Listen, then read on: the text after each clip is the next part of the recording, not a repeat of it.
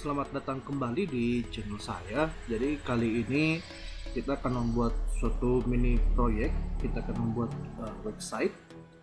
Jadi websitenya itu kita namakan website Asmika. Jadi Asmika itu semacam pendidikan sekolah minggu bagi anak-anak Katolik. Jadi otomatis dalam website ini kita butuh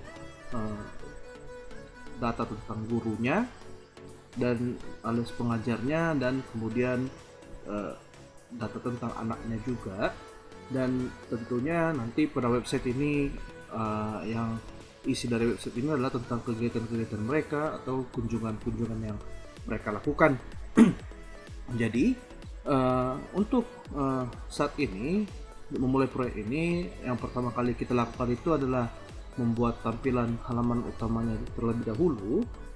Jadi di sini kita bisa lihat halaman utama yang telah saya buat sebelumnya. Jadi untuk kesempatan kali ini saya akan membahas proses bagaimana saya membuat halamannya sehingga bisa menghasilkan tampilan seperti ini. Baik, kita mulai saja. Jadi pertama kita lihat di sini ada bagian navigasi di atas ini. Kita lihat di sini dia ada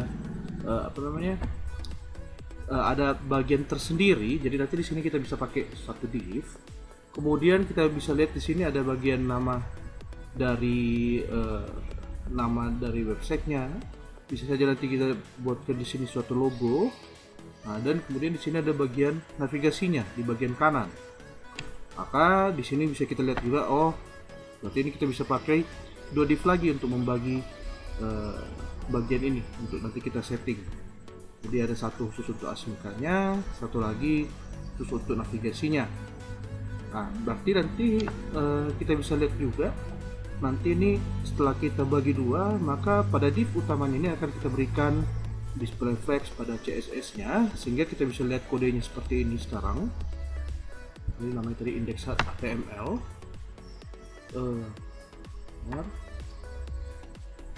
Ini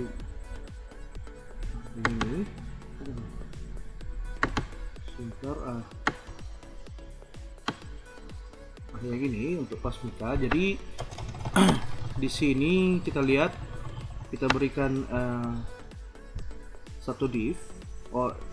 Yang ini diabaikan terlebih dahulu. Jadi di sini kita pakai nav. Saya buatnya pakai nav. Jadi ini semacam div juga, tapi bisa disusun untuk navigasi. Jadi kita lihat di sini setelah kita buat satu nav, di dalamnya ini kita bagi dua dan terdapat dua div di sini. Nah, yang satunya untuk logo, tapi kita masih lambangkan dengan Asmika saja dulu untuk kita wakilkan.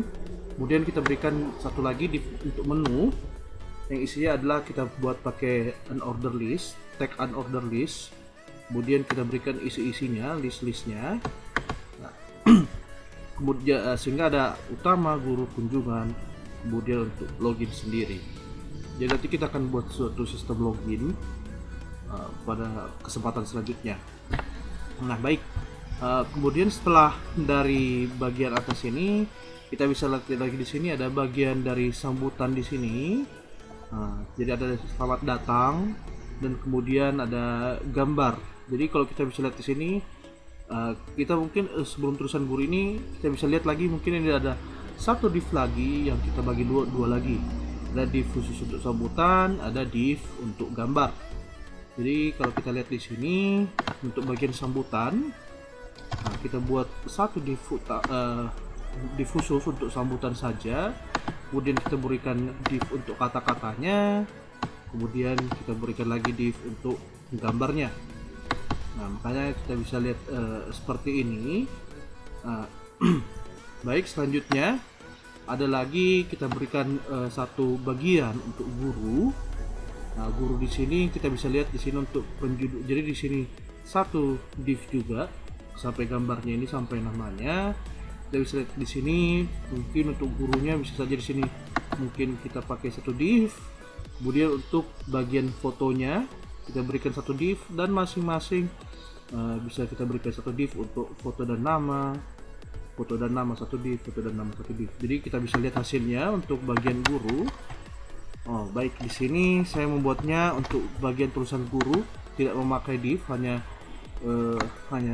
pakai tag H1 saja. Tapi untuk bagian fotonya berarti di sini saya buatkan satu div. Bagian fotonya,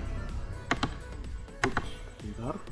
Nah, bagian fotonya lah yang kita divkan, dan masing-masing foto kita divkan lagi karena setiap foto memiliki namanya sendiri. Nah, tetapi karena seluruh fotonya memiliki setting yang sama, jadi artinya kita bisa stylekan dengan style yang sama untuk nanti. Jadi oke, di sini ada penamaan, kita memberi nama kelas-kelas pada tiap pada tiap div. Untuk apa? Untuk nanti mengaturnya pada CSS. Jadi di sini karena kita pengaturan untuk ketiga gambar ini sama, kita berikanlah kelas yang sama seperti itu. Kemudian untuk bagian kegiatan kita bisa lihat di sini. Berarti kegiatan ini saya pakai H1 saja. Kembali di sini kita buatkan lagi buatkan satu div lagi untuk keseluruhan tiga ini, dan masing-masing bagian kita berikan div masing-masing. Jadi bisa kita lihat seperti ini. Untuk bagian kegiatan kembali saya pakai H1 saja. Kemudian div untuk ketiga bagian tadi di sini. Nah, jadi setiap kegiatan ada divnya, setiap kegiatan juga ada divnya. Jadi ini kita namakan satu bagian ini adalah kegiatan. Nah, kemudian dalam div kegiatan itu kita bagi dua lagi, ada untuk foto. Nah, kemudian untuk infonya sendiri, nah, kita bisa lihat di sini. Sebentar. Nah, di sini ada tanggalnya, kemudian ada deskripsi kegiatannya. Di sini kita berikan dua div untuk mengaturnya tersendiri. Jadi ada bagian judul dan ada bagian isi. Kemudian kita berikan nantinya kita berencana bahwa kita bisa mengklik detailnya, kemudian diarahkan ke halaman tentang detail kegiatannya itu. Nah, kemudian oke. Setelah itu sebentar. Jadi itulah secara garis besarnya untuk tampilan ini, pembagian tampilan website ini. Nah, kemudian sebenarnya baik. Jadi ini sekarang saya pindahkan dulu sisi kamera webcam saya. Jadi di sini sebenarnya selain itu ada juga tampilan untuk tombol ini, tombol untuk backnya ini. Jadi kalau saya tekan ini tombolnya, kita bisa back ke atas seperti ini. Jadi inilah tadi kenapa saya bilang kita abaikan dulu yang bagian paling atas ini, karena itu div tersendiri yang kita akan buat dengan namanya div kelas atas.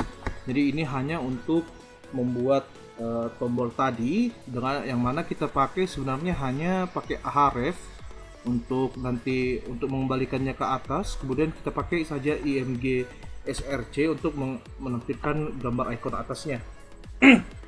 Baik, setelah itu ada juga kita buat di sini. Jadi ketika kita nanti klik tombol login, ada muncul seperti ini. Nah, ini kita buatkan lagi satu div tersendiri. Jadi sini div untuk login. Nah, bagian login yang isinya di sini div class login. Jadi untuk pembuatan tanda X ini kita pakai span saja. Kemudian di situ ada tabel untuk membuat untuk login, email, passwordnya seperti itu, untuk mengatur tampilan formnya. Tapi tabelnya kita hilangkan bordernya seperti itu. Nah, baik, di sini mungkin saya akan langsung menjelaskan bagaimana untuk beberapa fitur-fiturnya. Jadi kita bisa lihat mungkin untuk di sini satu persatu. Jadi kita lihat di sini ada pada bagian ini ada sebenarnya kalau kita lihat tidak ada bingkainya. Jadi kalau di sini, jadi di sini pada img-nya saya berikan border. Jadi kita lihat di sini pada bagian gambar tersebut dia ada di ini sampul 1 berarti ada di kelas gambar. Kita cari di sini kelas gambar, kelas sambutan gambar. Nah, IMG. Nah, di sini kita berikan border jadi seakan-akan ada di bingkainya.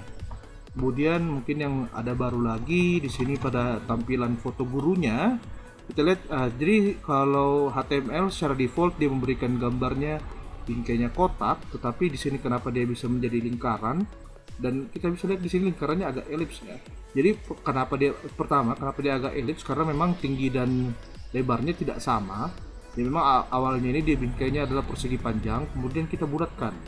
Nah, bagaimana kita bulatkan? Kita pakai border radius. Jadi kita lihat di sini guru. Jadi ketika border radius kita berikan nilai 50%, maka dia akan hasilnya bulat seperti ini. Nah, tetapi semakin kecil persennya nanti dia masih semakin ada bagian ratanya. Jadi kalau di sini misalnya saya ganti 40%, maka dia tampilannya seperti ini. Jadi masih ada bagian yang rata. Jadi di sini kita bisa, jadi nilai maksimal pada border radius ini adalah 50%, yang berarti dia semua akan menjadi melengkung seperti ini. Nah, baik, kemudian sama lagi kegiatan ada kita berikan border seperti ini. Nah, kemudian untuk tombol ininya sendiri, tombol untuk balik ke atasnya. Tombol untuk balik ke atasnya, jadi kenapa tombol balik ke atasnya dia bisa tetap seperti ini walaupun dibuat ke bawah tapi dia tidak hilang, jadi dia selalu tampil di layar. Jadi di sini tombol ke atas itu kita atur dengan CSS. Jadi sebentar saya cari bagian atas ini. Nah, kita bisa lihat posisinya kita atur fix. Nah, itulah yang menyebabkan dia bisa terus-terus ada di sini position fixnya. Nah, baik, seperti itu. Jadi kemudian kita bisa lihat lagi untuk pengaturan tombol loginnya. Ketika login muncul suatu bagian yang tiba-tiba tombol login ini sama dengan tombol button ini. Nah, tapi untuk tombol loginnya ini kita lihat di sini. Kita juga pakai position fix, tapi kita atur set indexnya. Set index ini sebenarnya boleh berapa saja, yang penting dia lebih dari set index yang sebelumnya. Jadi secara default sepertinya set index ini antara 0 atau 1. Jadi kalau mau amannya berikan aja nilai set index yang besar. Jadi untuk memastikan dia nilainya lebih, jadi dia selalu akan menimpa background di belakangnya atau elemen-elemen lain yang di belakangnya. Kemudian di sini kita mengatur translate di sini untuk mengatur posisi dari form login ini. Nah, kemudian kita bisa lihat lagi apalagi mungkin yang ada yang menarik. Saya rasa untuk secara style saya rasa itu saja yang tidak biasa. Oh ya, terus kemudian ada satu lagi. Nah, ketika kita tekan tombol ke atas ini, maka walaupun tadi kalau kita lihat kita pakai ahref ya, tapi ahref jadi tidak kembali kemana-mana, tapi dia kembali ke atas seperti ini. Maka di situ sebenarnya kenapa dia balik ke atas seperti itu? Kita lihat di sini ada kita ada lihat bagian atas ahrefnya. Jadi lokasinya itu sebentar. Nah, kita berikan di sini crash atas. Nah, jadi di sini kita lihat di sini ada kita berikan sebentar. Ada kita berikan satu ini nih. Kita berikan ID atas harusnya kelas atas. Jadi dia langsung sebentar. Kita lihat dulu bagian ya. Nah, di sini karena kita panggil di bagian nav ini. Jadi bukan bagian kelas ini karena kita berikan nav di sini di atas, dan kemudian kalau kita buat crashnya itu hrefnya itu nilainya crash atas, berarti dia akan cari elemen mana yang punya ID yang namanya atas, seperti itu. Nah, karena yang elemen yang mempunyai ID atas itu adalah elemen bagian nav, sedangkan kita tadi tahu bagian nav itu adalah di sini, maka dia otomatis akan menuju ke situ. Nah, bisa kita lihat juga misalnya untuk bagian guru atau kegiatan. Mungkin ini kan tidak kelihatan, tapi ketika saya klik kegiatan, maka dia akan langsung menuju ke sini. Nah, ini sebenarnya adalah suatu div yang memiliki ID kegiatan. Kenapa? Karena ketika pembuatan navigasi ini, kita berikan yang bagian kegiatan itu href crash kegiatan, hashtag kegiatan. Maka kita lihat di sini sebelumnya saya berikan pada bagian kegiatan ini ID kegiatan. Makanya ketika saya klik, hrefnya akan jalan dan dia akan langsung menuju ke, karena saya berikan nama nilai hashtag kegiatan, dia menuju ke suatu elemen yang memiliki ID namanya kegiatan, seperti itu. Jadi itu teknik-teknik yang mungkin biasanya kita lihat ada di website-website seperti itu. Ketika kita klik suatu navigasi, dia akan langsung melempar ke situ. Kunjungan di sini belum saya buatkan. Oh ya, karena kunjungan memang belum ada bagiannya. Baik. Nah, kemudian kita bisa lihat lagi. Nah, untuk membuat sistem seperti login seperti ini, jadi ketika kita klik maka dia akan muncul, tapi ketika kita klik X-nya dia akan hilang. Jadi bagaimana caranya? Jadi pertama, jadi ketika websitenya diakses gitu kan, dibuka, sebenarnya kan bagian login ini tidak ada, tapi ketika kita klik maka dia muncul. Jadi sebenarnya bagian login ini pada desain dia selalu ada, jadi dia sudah ada, tapi kenapa dia tidak nampak? Karena pada CSS kalau Anda perhatikan pada bagian login di sini sebenarnya ada display none. Nah, sehingga ketika kita buka websitenya, maka dia tidak akan menampilkan bagian ini, bagian div login ini, karena kita berikan display none. Nah, jadi berarti kalau kita klik loginnya kemudian tiba-tiba muncul, apa yang terjadi? Berarti sebenarnya nilai displaynya yang sebelumnya none menjadi block. Jadi sehingga dia muncul. Nah, apa yang membuatnya berubah? Kita di sini memanfaatkan JavaScript. Jadi kita buka di bagian codingannya. Jadi di sini pada bagian login, kita berikan ID.